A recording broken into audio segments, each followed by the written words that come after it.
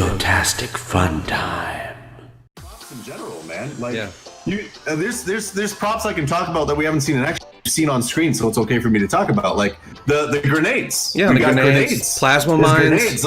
Those plasma mines. The grenades have a whole design theory behind them and how they work and how they can be used for lethal, non-lethal. In fact, all the weapons, including especially like the Mocklin weapons, with the Mocklin weapons, I really tried to take into Mocklin design thinking into account there. So they're not just like meant to look like big Mocklin guns so much as the idea that Mocklins would want a gun that they don't have to be like, oh shit, switch to my shotgun. Oh, go back to my rifle, right? It's the idea being that this is a gun with multiple settings and multiple uses of its like energy ammo, right? So the idea being that with a Mocklin rifle, you can actually have a setting where it switches between the way that it functions. So you have anything from like a long range rifle to switching a setting, and maybe it now eats up more ammo, but now it's a shotgun. Right now it has more of a wider disperse on it. It's less accurate, but it can do that. Right down to the idea that being that if you have a full clip in one of these things, you can use all of it in one shot and it becomes an anti-material rifle.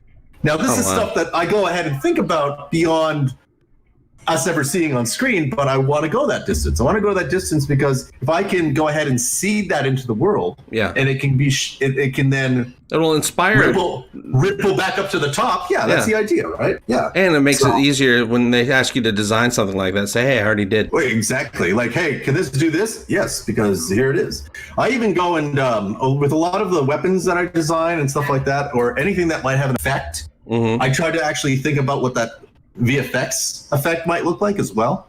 So I did a couple of passes at what the Kalon weapons might look like. It kind of went with it a little bit, but it wasn't really what I was going for. What I was going for were more like these Tesla high like energy beams, and I don't mean like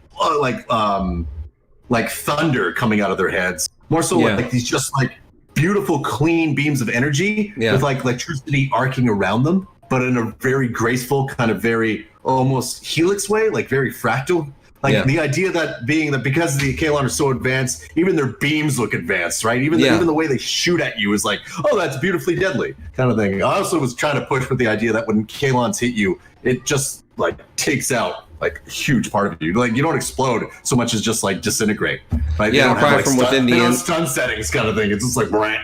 Yeah, because they're anti-organic all the way, right? Yeah, because absolutely. And there's things I can ask you, but there's no point. So you can ask me. I'll see if I can answer it. Go ahead, ask. Don't be afraid of asking. Because if I can't answer something, I'll just say I can't answer it. That's all. Some things I just don't want ansers to because I like to be surprised. But also, I was thinking, okay, here's a theory, and you might not even know at this point anyway. With the Kalon in the finale, The Road Not Taken, when we see that the Kalon's heads can fly all of a sudden. Okay, now it was a surprise in Identity when we find out they have turrets in their heads, which was an amazing moment. Everyone's like, what the? Does Isaac have that? Yes, Isaac does have that.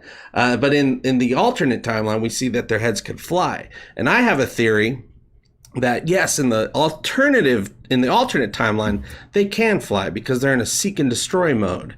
You know, they need to wipe out all the, whatever they can find, so that makes sense. But when we see them again in the regular timeline, when we get to season 3, they might not necessarily have heads that fly because there's no point at this point. They're actually combined into one giant Kalon. Oh, that'd be amazing. That's confirmed, you guys. That's confirmed. We're getting one giant Voltron Kalon next season. Tomorrow, my tweet. It's been nice. It's been fun. I'm no longer. We should start a whole thread. Hashtag untrue Orville. Untrue Orville. Yeah, here's a bunch of rumors to keep you guys busy because you don't want because here's the other thing too. I'm going to touch on that, but let me just finish. About what we're talking about right now, which is I don't know. There's no script in front of me that's talked about that, and we haven't talked about that, so I just don't know. I have no idea. I figured you wouldn't know, but also even if you did, I wouldn't want you to say. I probably wouldn't be able to say. So you wouldn't be able to say, and nor would I want you to say. Yeah, because part of the fun is the theorizing what the what ifs and what we might see, and then seeing if you're right, and that's always been the fun that I've had with the show. And that brings up a great point because I want to say something about spoilers. Like here's my thing. Like I get it as a fan wanting to know what's going to be happening in a movie or a film or even a book series or a video game, whatever it may be. spoilers are fun because the anticipation is killer. The anticipation sucks. I totally get that. But here's my thing to always just tell people about spoilers is that when it's a show like us, where spoilers actually matter quite a bit because it affects your enjoyment of the show, in my opinion.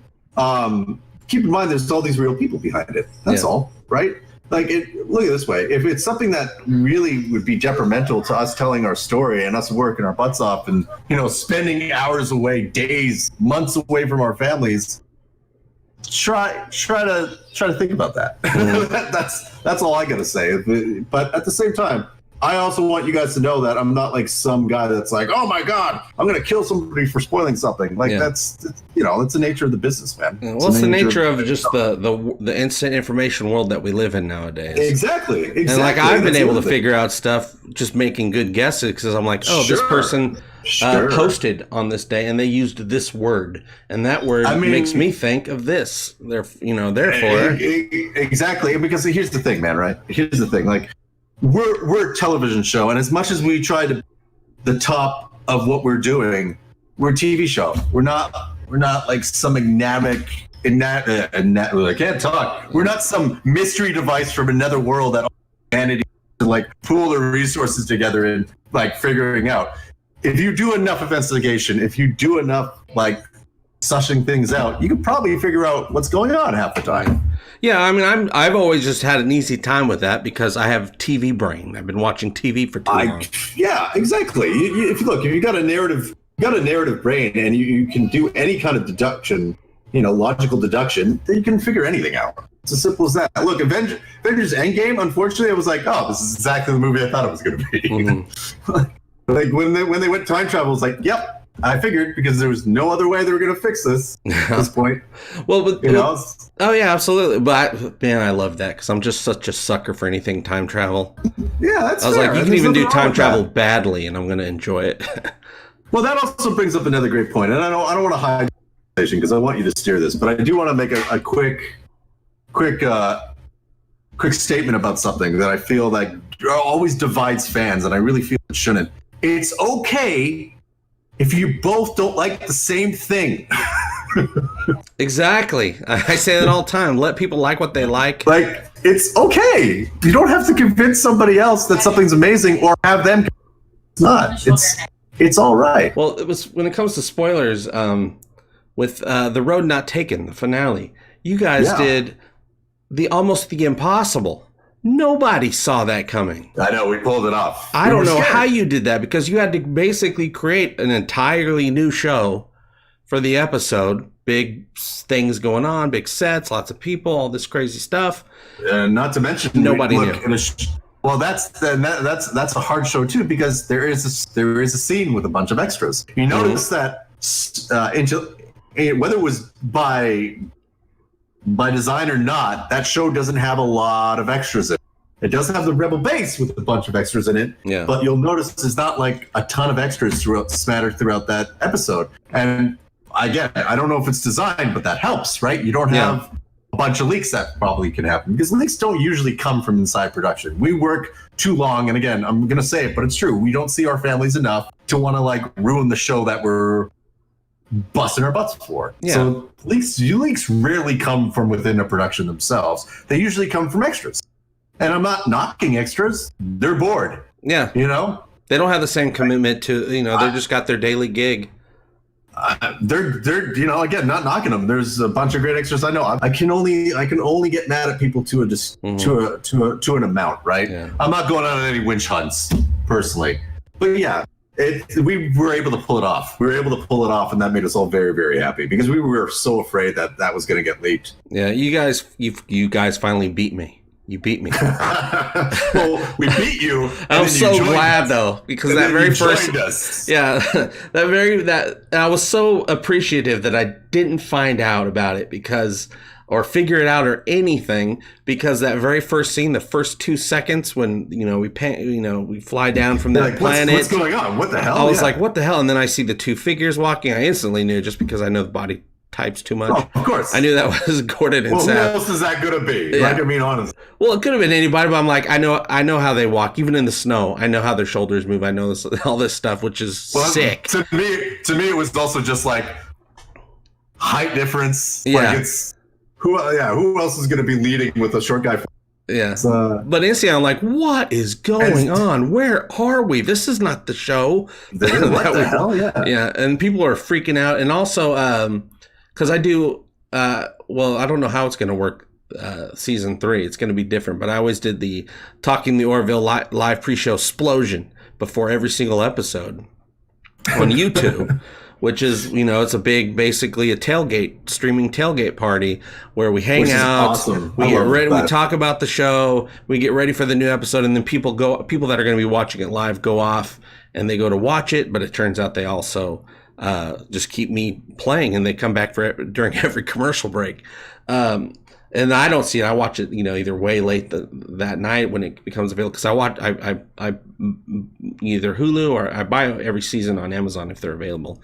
We're still waiting to find out the details on when season 3. Yeah, because there's a lot of details that are out that people weren't aware of about the move, but there's still a couple things that I know you guys are working to get the details on. Well, yeah, and then that's like totally out of my hands. Like, I'm not part of any of that, right? Yeah. So, I figured. So I'm sitting here doing the same thing. Like, that's the funny thing, right? Is like that's always something to keep in mind, is that just because someone's working on a production, because of the way things work in this industry, there can be just as in the dark about it as you are. Oh yeah, absolutely. But yeah, during everyone was freaking out that was watching it, but nobody was spoiling anything. Which was great, because I'm like, hey, a lot of us aren't going to watch this until late tonight or tomorrow. I was actually really impressed, and can I just say something to all you guys that watch us, all you guys that are Orville fans? Thank you. You guys are awesome fans. You guys are awesome fans, like, honestly, and I'm a fan of the show too, and I know that sounds biased, but I am, because I'm a sci-fi fan, and it's nice to be in a community again that loves something, that doesn't want to tear it apart every time it hits a screen, that wants to like just enjoy the story that's out there, and it's open to the idea of like, let's just see where they go with it. That's cool. That's so much fun. It's fun to exist in a community again where there's not just rampant toxicity, because that's unfortunately happened to Star Trek. That's unfortunately happened to Star Wars. That's unfortunately happened to a lot of things that I love, that I've grown up loving, or that I've even just loved in the last like decade or so. It's just everything's gotten so damn toxic, and that's not us. That's not us. We're not a toxic atmosphere. And I can't applaud you guys more for that. That's you guys. That's not us. We're just make the show, but you guys are the ones that are keeping the community, acting a certain way. And I don't mean by modding it. I mean by your little actions, the way that you guys want to interact with each other, and the way that you want to present your ideas, and even your criticisms of the show. It doesn't become this like vile thing. It's great. Great. Well, yeah, that's the one thing I noticed about the Orville fans, Orvillians, as you guys call us. What is our official name, by the way? We've never been able to come. We've had lots of conversations over the last 2 years about this on a weekly basis, but it's we know that you guys call us Orvillians, and that's probably that's like the original name. Like there was Orvillians and Orvillites. Don't like Orvillites because it reminds me of Stagmites and Stagmites. Yeah, I don't whatever. like Orvillites either. Orvillites doesn't have a good ring to it. Yeah, exactly. Orvillians. I'm still like not. Something that's growing on the underside or something like. No, he's got Orvillites. Yeah, I've never really been happy with Orvillians either, but it's still the best option because it's a little close to Orwellian. But it's which is cool in its own right. But we've had lots. We've had donkey huggers. We've had pickle openers. A little too close to Donkey Show for my taste. yeah. Don't look that up on certain websites. Don't look up half the things I say. Yeah, don't give it a goog, you guys. No, that's a horrible thing to look up. Of course, now that we've said that, everyone's looking that up. Well, we warned you. Yeah, the first thing I noticed, though, it happened instantly, just after a couple episodes. I was like, people are talking about the show, but in a non-internet way, where it's like people are loving it, they're excited about it. And then the numbers just kept growing and growing and growing. It was the fastest growing fandom, and at my age, I've been a part of many fandoms. Same. It was the fastest growing, most pro just loving this show and not putting anybody down. And right there, I was like, okay, this is a thing. This is going to be an awesome community, and we've just been trying to grow it ever since. Because the goal, at least with my show, and other people too, is to keep talking about the Orville until we get more episodes of the Orville, and then just keep talking about the Orville while episodes are airing. And then after it's done, we keep talking about what just aired. So just keep the conversation going. And that's something we're very aware of. That's why I'm doing this, right? Like you've been a big supporter of the show, and I want to give back. Like I'm constantly just trying to give back, and I'm not the only one. We all know Tom and everything that he's doing. Tom's been amazing, and you guys work hard with more than just your positions. Yeah, we do, and and that's because we're inspired by Seth. We're not like, oh, it's all us. It's not us. It's Seth. Seth is a fan. We all know how much of a fan Seth is of this stuff, and. All of us as a production want to give back to you guys because we're fans ourselves. Yeah, we know what it's like. We've all been to conventions. We've all done fucking dressed up. We've all done our bit in the nerd community. And that's important for us because we understand what it's like to love something and want to be connected to it. Yeah, Tom just sent me this picture of you, Brooke, you and Brooke. I love that picture. That's the Kerbin Effects. Yeah. Orville. Yeah. And he gave me an awesome copy of The World of the Orville. And if you guys don't have it, you absolutely need to get it. It won't be signed like this one, but you don't need it signed. It has amazing work. Can I do a quick plug? Can I ask you if that's okay? Well, in fact, if you subscribe to my channel, and you don't have to, but if you do subscribe to my channel, in 4 days I'm doing a raffle for subscribers, and I'm going to be giving away one of those books. 2 subscribers with the art department. All our signatures are going to be in it, and also John Cassar's signature for, of course, very blatant reasons is going to be in there too. There might also be 1 or 2 surprise signatures.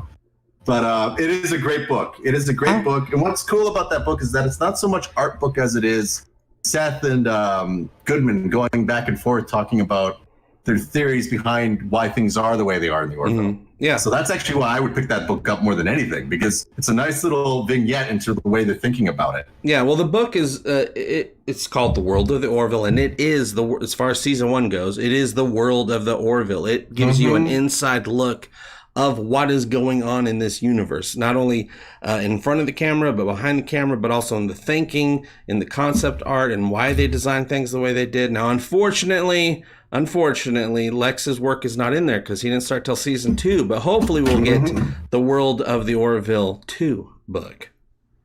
That hopefully what we would love is the art of the Orville.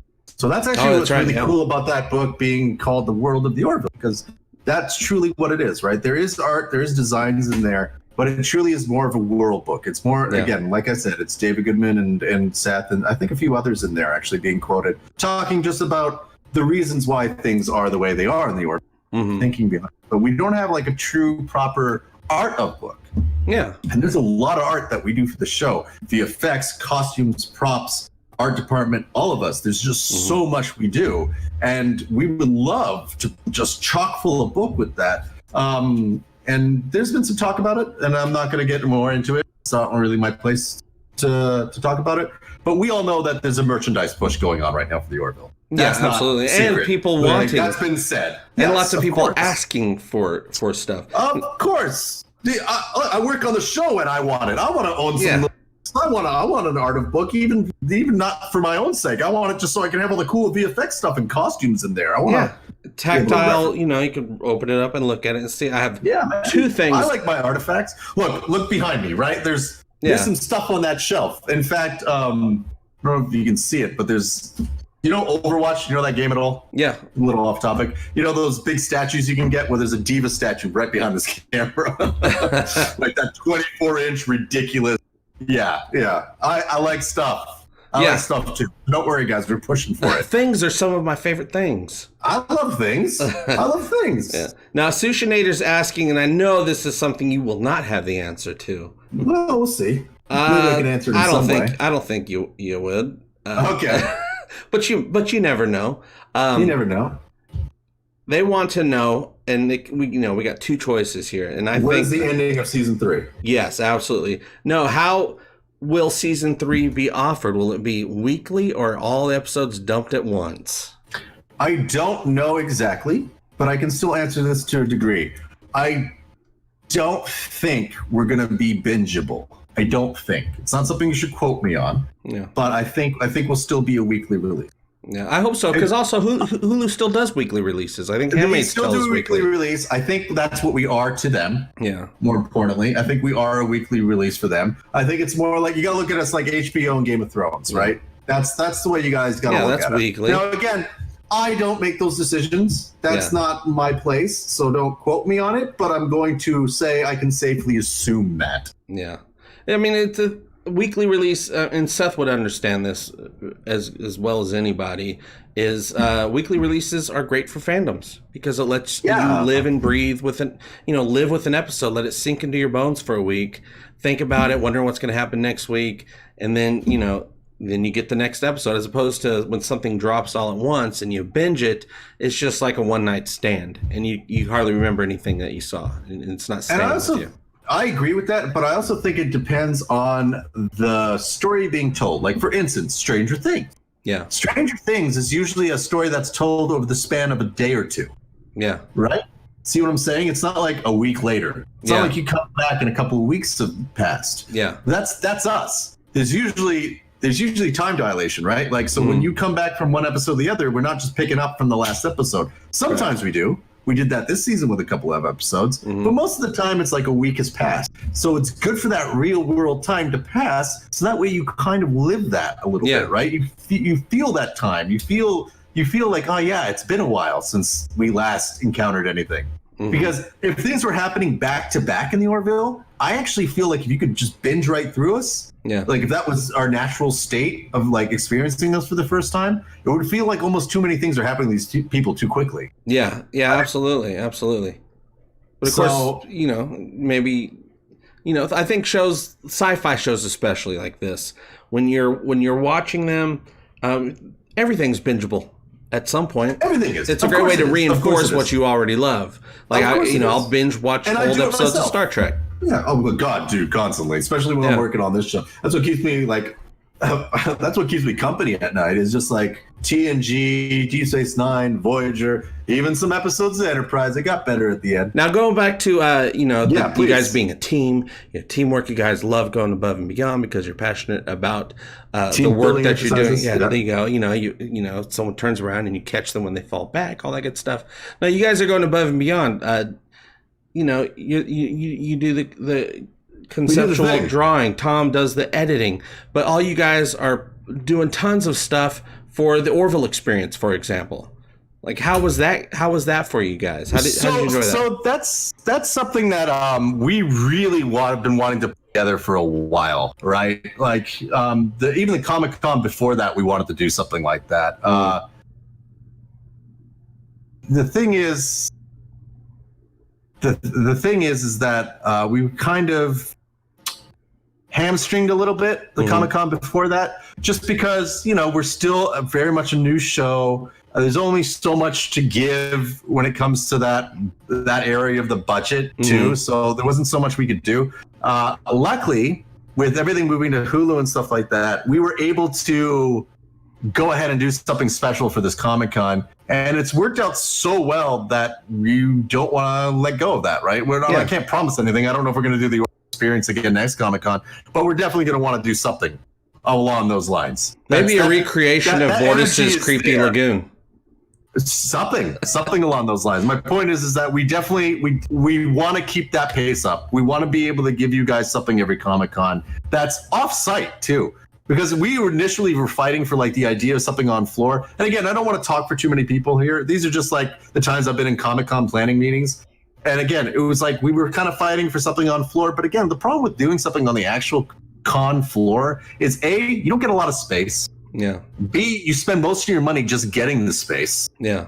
And then C, it's actually getting people in that space becomes a real problem, right? Because it's lines go on forever. You already have to get through so many hoops. You got to jump through so many hoops as a fan to finally maybe experience that. And a good example of that was like the Picard experience that they had on the con floor. I didn't even try to get in. I wanted to, but I didn't try to get in because I have maybe like an hour and a half on the floor total of free time last con because I was just running around like crazy. So I think being off-site and making it free to everybody is genius. Yeah. And us getting involved, that was Tom and Seth and our producer, Jason Roberts. Those were those guys. They were ones ahead of that. They're like, we got to make this happen. We've only got like a month. We got the go ahead. Let's do this. Okay. I got brought in a capacity to make that promo art you saw. And then also to go ahead and on the days that it was running, just do everything I can to make it work, right? I didn't run it by any means, but I definitely made sure that fans were getting everything they could to be interacted with. You know, I was running around with the prop rifles when people were in the experience, just making sure everyone got the pictures with it, introducing myself, showing them stuff, talking about the show, answering any questions. And then my favorite thing to do was wrangle those Krill and Mocklins. Yeah, oh my God, that was so much fun. I had so much fun doing that. And that's not all me. There's a team behind that. Yeah. But having my part to play in that was fantastic. And like running those guys over to the Q&A and lining them up so that way everyone that asked a question had to like stand down. Oh, that be still my beating heart. I've been wanting to do episode 1 on this show, like of me working on this show. Yeah, man, because I'm a fan. Again, I'm a fan. Like I want to put out the experiences that I would want to have. Yeah, and, you know? And I have to say this, for me, being part of the Orville fandom, they call me the Orville Evangelist, has changed my life. Like, completely changed my life, which is insane. It's changed my life, too, so I'm with you. But it's silly, because you actually work for the show. I'm just a fan of the show, and, you know, I quit my job. Is it silly, though? Is it silly, man? Because, I mean, you got guys like Ninja. Fortnite changed his life. Well, yeah, but his life was changed a lot more than any of our lives. Sure, but my point is that that's the coolest thing about living in this age of information to me is that entertainment isn't just the people that work on it anymore.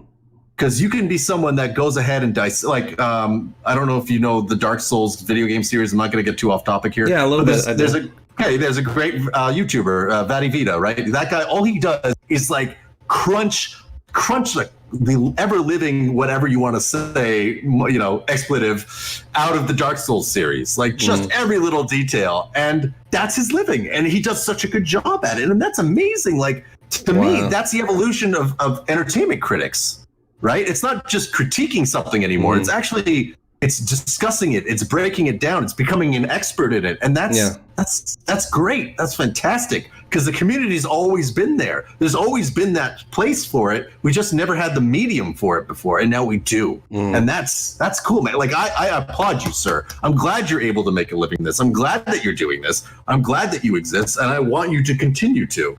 And I will. I'm glad you exist too. We're so happy we exist. We exist, yes. No, the other way. Well, thank you for your kind words and your passionate energy. But the other way it's changed my life is just being part of, you know, these people that just keep showing up.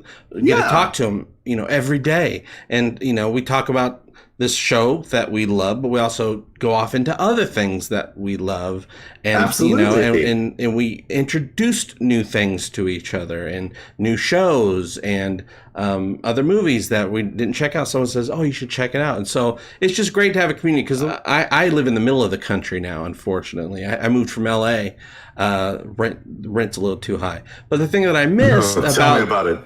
Yeah, the thing that I missed the most about the place where I lived and grew up and was born and raised was the group of friends, the circle of nerdy friends that for years just sitting around and talking about nerdy stuff. I hear you. And so the Orville, the whole goal for Egotastic FunTime was to just get on here. I'm not reporting anything. I'm not.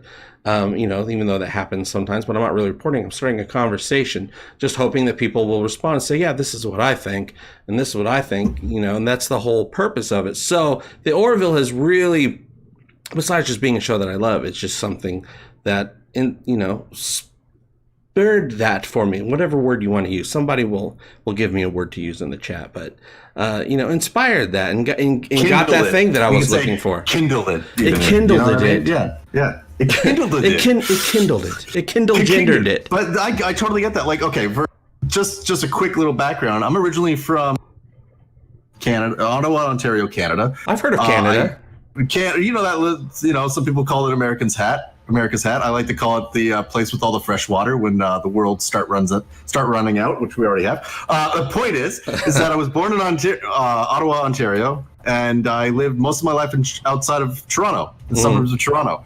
And that's where my family and friends are. I still have friends out here in LA for sure, but the people that I grew up with, the exact same people you're talking about, the people that we have the inside jokes that you can drop with like 2 words into a sentence and people know what you're talking about. Yeah. The other side of the country, in another country. They're on the East Coast, up north, and it's hard to stay connected. But because of things like the internet and because of our personal interest and loving those things, I get to stay connected with those people, but I also get to grow outside of them. Yeah. And meet all these other wonderful people, meet you, meet all these people that I'm meeting through my stream, meet all the people that I've met through the video games that I play and the things that I love and like the X-Wing miniatures game forums and all that on Reddit, like so many different things that now exist, these communities online where you can connect with the people that love the same things you do, and they might not be the same background as you. They might actually have different political views than you. They might have all these things that are different than you, but finding that sameness is so important nowadays for many reasons I don't have to get into, because it's letting us all look at each other and go, oh, you're another human being that was born from a mother that loves their family, that wants nothing but the best for his fellow human beings and isn't just a face. Yeah. Right. Us figuring out that the human being next to you on the bus, he might be a stranger, but is he? Or is her? You know what I mean? Like, well, even the people that we see on the screen, same thing. They're people. Exactly. We're all people. Yeah. We're all people. They all have to Jaloja just like everyone else, and Puloja as well. Puloja? Yeah, you know, Puloja and Jaloja, you know. It's like, it takes a week. Oh. I basically think that we learned today that we're kind of the same person, except for you have a skill that you can actually get paid for. I have a certain set of skills? Yeah, you have a certain set of skills.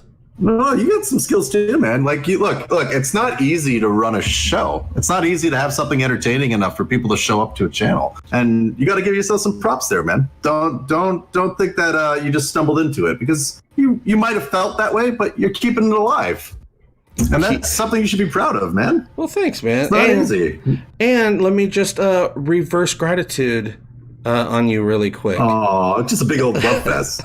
Yeah. Oh, we should just getting a big old pile together. Oh, Mocklin Love Lagoon. There it is. Keep going. Yeah, the work that you guys do on the show, and the very first thing that you said, the first words that came out of your mouth, even though people didn't hear it the first time, was you are on a team. The first thing you talked about was the team. So it's just nice to know that, and it's something that the fans that keep track of all this stuff know, is that the Orville, the people that work on the Orville, in front of, behind the camera, it's like, you know, when people say, oh, we're like a family, it feels like you guys are a family. You might not all know each other as good as other people, but you guys are working together like a family that all have the same goals, the same thing, that the same place you want to reach in the long car ride across the country. We really are a family, because it's also, you know, it's the environment that's bred by whoever's running the show, right? So I've been on some shows where it's a job.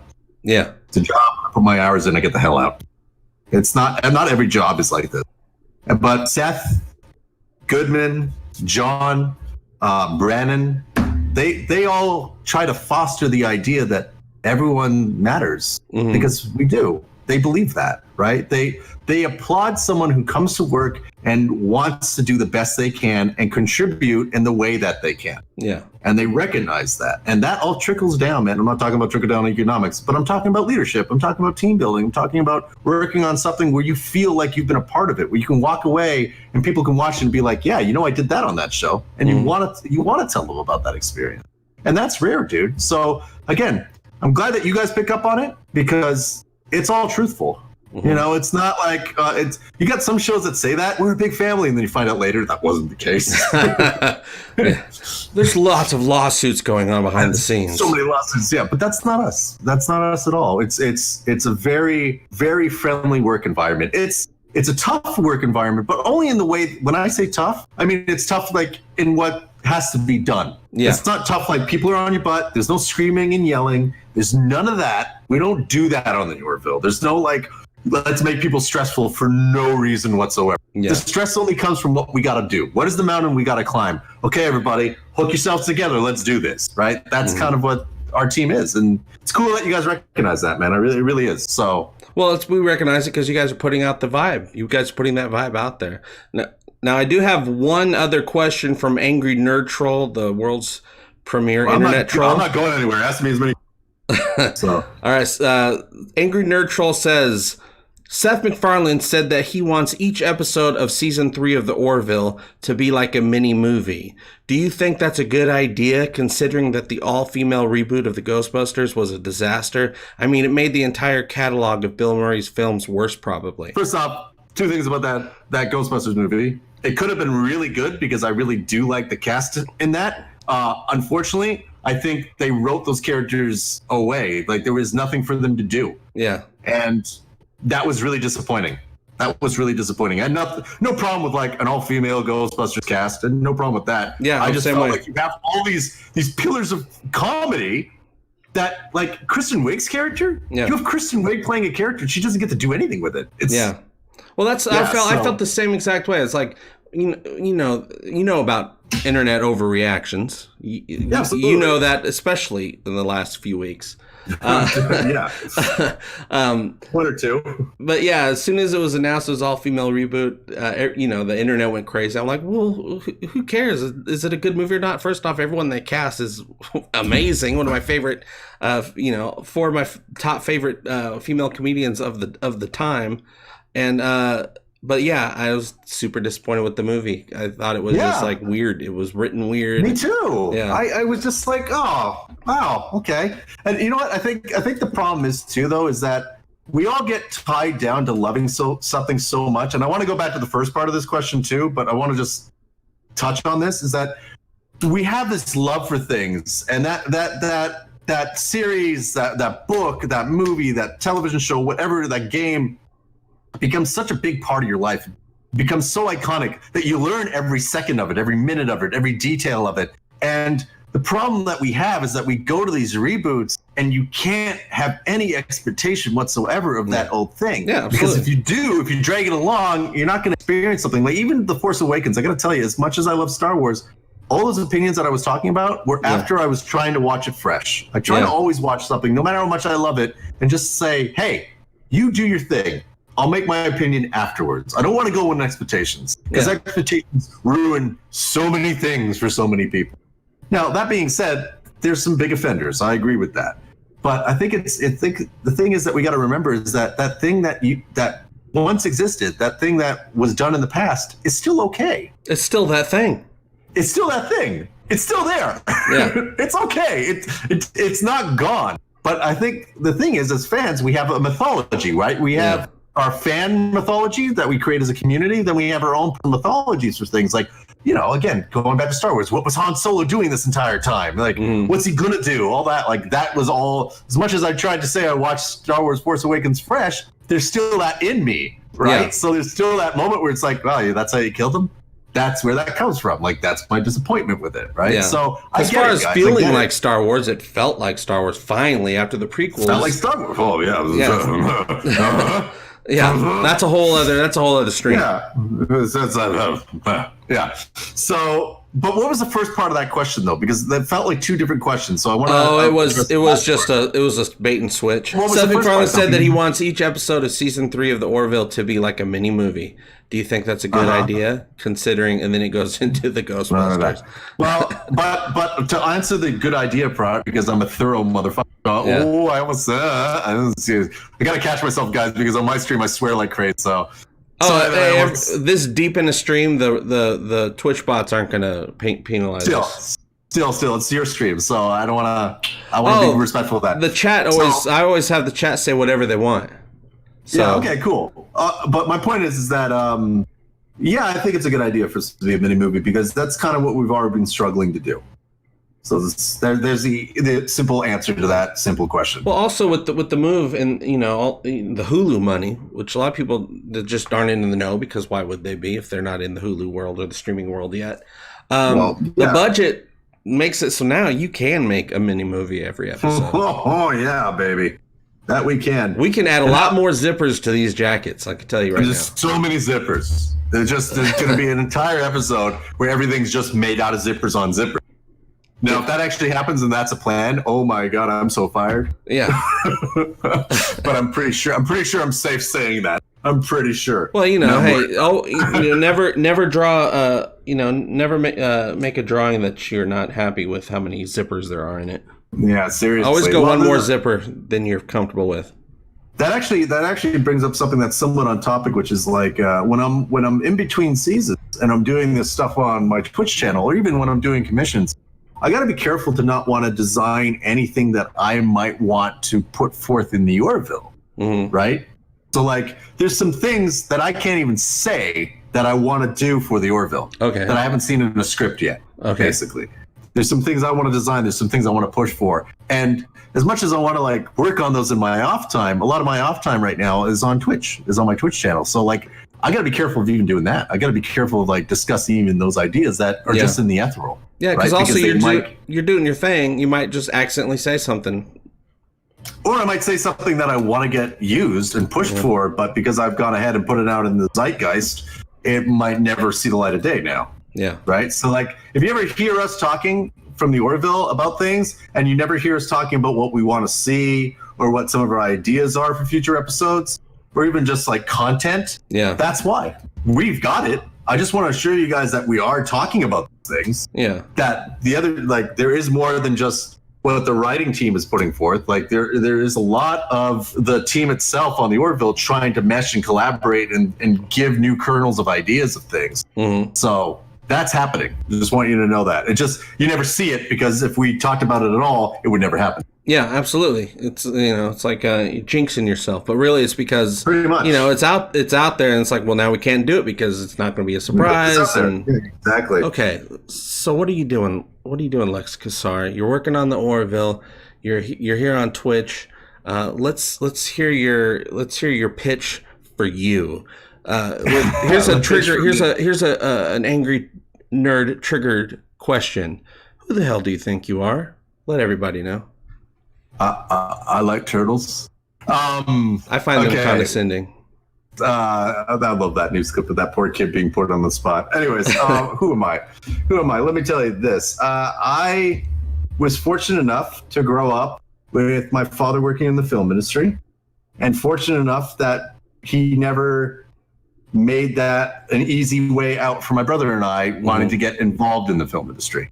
So I'm just going to get this out of the way. People can do their research, and they always do this. Oh, you're the son of John Cassar. So John Cassar also works on the Orville. Basically, who's your daddy and what does he do? What does he do? My father is John Cassar. He's a director and producer. He wasn't always a director and producer. When I was a kid, he was a Steadicam operator, and then he worked his way up, and I saw that. I saw my father work his butt off through the industry, and I saw the good times, and I saw the bad times. And the one thing I learned is that the film industry is a beautiful, unforgiving place, and that you can't mess around. You got to be good at what you do, and you can't expect people to just give it to you, because there are a lot of people in the industry that do have positions, just give it to them. Yeah. And that is the death of a production, right? Because they're not the best person for the job. And if you're going to do something, you got to do it 110%. So who am I? I'm a guy that watched his father work in the film industry and kind of was relating it to my dad going to like a steel mill job. And I know that sounds ridiculous, but my dad started as a Steadicam operator. Steadicam operators worked their butts off. I barely saw my father when I was a kid, and he did it all for himself and his family. And he was a great dad whenever he was around, but barely got to see him because of the hours of work and the work that he had to put in on smaller productions to get up to the bigger productions, right? Yeah. He did a lot of crap jobs to get to the good jobs, and even the crap jobs, he did really, really well. So this is kind of turning into a story about my dad, but the reason it is because that's integral to me. Yeah, because the one thing I learned is that it doesn't matter what you're working on, whether you love it or you hate it, whether it's the best thing in the world or if it's like the worst production you've ever worked on, you give it everything you got, because someone might watch them and be like, oh man, that science fiction movie sucked, but man, those spacesuits are really well designed. Yeah. Right? So like, that's the thing, is like, you can't ever get lax with what you do. So who am I? I'm a guy that has basically worked my way up from being like a voice actor, working in props, doing smaller productions, and bit by bit found ways to get past the glass ceiling that I kept hitting when it came to design. Yeah. Right. I really wanted to be involved in the art department. I knew I had a good voice. So it's always good to kind of have a duality to yourself when you're first starting off in the film industry, in the entertainment industry, television industry, whatever it is, because then you've got more jobs that you possibly can land. Right. You don't want to spread yourself too thin. You don't want to become a, jack of all trades, master of none. But my voice and my ability to like understand acting, because I had come from the theatrical background, like theater and all that, got me enough work to sustain myself in between any of the art jobs I was working. And again, I was mostly building props. I was mostly a fabricator, but I didn't want to always be building somebody else's stuff. I wanted to be the guy that was helping design it. I wanted to be the world builder. I wanted to say, this is what it looks like, because it's in my head, but I can't get it out. So I was in my late 20s. My father and I went to Comic-Con. It was the first time we'd ever gone, a decade ago, 10-year anniversary, funny enough. And it was our first Comic-Con together, first Comic-Con in Japan. And there was a booth for Art Center, College of Design out in Pasadena. And they had an entertainment design program, which is the concept. And I was like, oh, damn, this could be it. This is like the school that could teach me what I need to break through the ceiling. And I did. I went there, started with night courses, got into the program, did a bunch of years there, got out, and during my course there, I was part of the art department on Prometheus. I was their intern, but of course, art department intern is just a way to say concept artist without getting paid for it. Yeah. So, I was able to do that. I met David Levy, another like really well-known concept designer. He did things like Tron Legacy, Assassin's Creed, name it. He helped with a bunch of productions. Home Alone 3. He's Home Alone 3. He's the guy that got me on Prometheus. But my point is I made connections there and I learned what I had to know. And then slowly but surely got out of that school, did a bunch of like freelance stuff and got bigger and bigger jobs. And through that, I've been able to now make a living. And I'm on something that is a childhood dream for me. I love Star Trek. I adore Star Trek. I ate up TNG so much. Deep Space Nine, Voyager. I love those series. And I'm going to be honest with you. I never thought I'd work on a Star Trek show that was like that. Yeah. Now I thought that time was done. Yeah. I thought we would never see that again. Yeah, so for me, working on the... Oh, go ahead. Oh, no, you go ahead. Go ahead. I'm just going to say, I need you guys to know that working on the Orville is I got to... That's not me. Working on the Orville is every day I'm going to give it 110 because this job means everything to me. This is a dream come true, and I would kill myself. No, okay, that's being extreme. I would beat the crap out of myself and regret every second if I were to be the reason that I would lose this job. Does that make sense? Or let budget cuts be the reason. Don't be your own reason. Yeah, exactly. And more importantly, let the people that love the show down and let my team down. So it means everything to be on the show. So that's who I am. I'm a guy that's look. I went to Star Trek conventions with a Bajoran prosthetic nose and the little earring, dressed in a Federation uniform because it was Bajorans are going to be part of Starfleet someday for many conventions. And before that, I was going to a bunch of conventions. I'm that guy. I could be just as geeky. I run the Orville art department D&D game. I'm a game master. My geek cred goes deep. And I'm one of you. That's who I am. I'm one of you that managed to make it work. And I know how rare that is, and I never take it for granted. Does that work? Is that enough? No, let's start from the top. Let me ask you again. All right, so then let me ask you another question. That's a triggering question. Ooh, I love angry internet question. What gives you the right? What gives me the right? Let's see. I am working 15, 16-hour days right now. I've worked those for a long time. Wow. Not just on this season, but in general. I've worked, not on this show, but I've worked shows where they don't pay me and I'm still working my weekends. A lot of my kids' life has been without me. And I'm not saying that you feel sorry for me. Not at all. But I pay my dues, man. Yeah. I've got the mileage in, and that's what it takes. Good. What it takes to get to where I am is what gives me the right? Sacrifice, diligency, and trying to be as professional as possible at all times. Nice. There you go. That's an amazing answer. I mean, I also would have accepted F you, dude. That would have been never. That's perfect. Never. All right, so with season 3 coming up, and you working hard on season 3, you're even working on Orville stuff on your time off. Right now, drawing a picture. Well, this isn't for the show, so I know exactly. It's Orville stuff. It's still Orville. Yeah, it's Orville stuff. Yeah, what are you most excited to show for season 3? To tell the fans, what makes you excited about season 3? Again, our scale. Right. So without revealing anything, it's just like Seth said, we're now bringing you a movie every week. Mm-hmm. Our scale is getting bigger. And because our scale is bigger, we are going to be telling the same vein of stories. We're not going to turn into an entirely different show. We're just going to be able to do it in a more fleshed out way. We're going to be able to show you more. We're going to be able to give you more of the Orville. And correct me if I'm wrong, but isn't that what you guys want? Exactly. It's exactly what we want. Right? Don't you want to be able to go back and be like, man, I got to watch that episode so much. That's what we want to give you. We want to give you that. We want to give you that initial punch, but we also want you to be like, man, I was rewatching it and I caught this detail that I didn't see before. Right? And that's super important. That's super important in a show like us. Morville. There, someone on my Twitch just said Morville. Morville. Yeah, we need Morville all the time. Well, hey, we need to wrap this up because I'm just sick of you, man.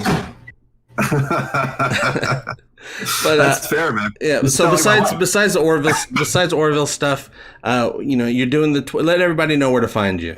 You can find me on Twitter. You can check the links on JP's. If this is on YouTube, once this gets to YouTube, you can just go ahead and check the links that are going to be in the description for me on Twitter, for on ArtStation, and for on Twitch.